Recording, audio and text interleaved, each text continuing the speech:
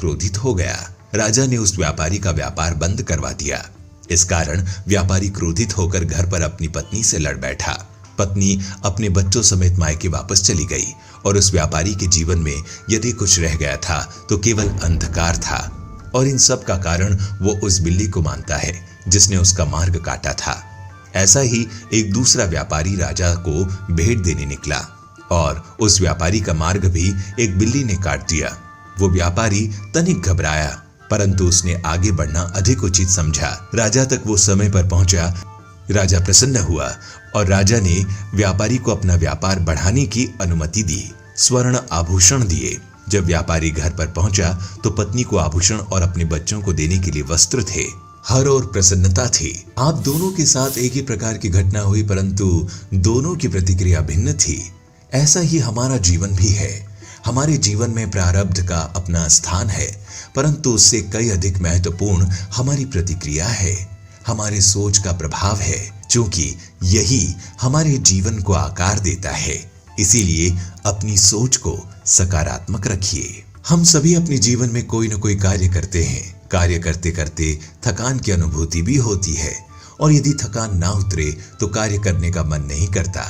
हम आशा करते हैं कि कदाचित एक दिन में 24 के स्थान पर 26 घंटे होते तो आराम करने के लिए हमें और अधिक समय मिल जाता। हमें ऐसा अनुभव होता है कि हम बहुत अधिक कार्य कर रहे हैं, है ना? परंतु क्या आपने कभी सोचा है कि जो लोग संसार में सफल हैं, उनके पास भी सफल होने के लिए दिन में केवल 24 घंटे थे, तो फिर वो सफल क्यों हुए? इसका एक छोटा सा रहस्य है। वो कार्य चुनते हैं जो उन्हें प्रिय है, जिसे करने में उन्हें आनंद आता है। उन्हें लगता ही नहीं कि वो कार्य कर रहे हैं, उन्हें लगता है कि वो प्रतिफल आनंद मना रहे हैं। और जब आनंद मनाते हैं तो थकान कैसी? इसीलिए यदि आप जीवन में कोई भी काम कर रहे हैं तो वो आपके मन को भाना चाहिए, या जो कार्य आप कर रहे हैं उससे आपके मन को शांति मिलनी चाहिए। सफलता आपको अवश्य मिलेगी। अंतिम विषय, समय बहुत बहुमूल्य है। कभी सोचा है कि हमारा जीवन भी उस रेत की घड़ी की भांति है। जो रेत नीचे गिर चुकी है वो हमारा अतीत है, और जो अब भी ऊपर है वो हमारा आने वाला भविष्य है। और वर्तमान ये संकुचित स्थल है जहां से धीरे धीरे करके रेत गिर रही है। अर्थात हमारे पास जीने के लिए यही एक क्षण है। उसका उपयोग कैसे करना है ये हम पर निर्भर करता है। जो बीत गया उसका दुख मनाना है, या जो भविष्य में आने वाला है उसकी प्रतीक्षा में क्रोध करना है।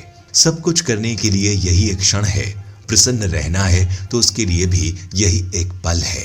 प्रतीक्षा करते रहोगे तो ये पल भी भूतकाल में बदल जाएगा।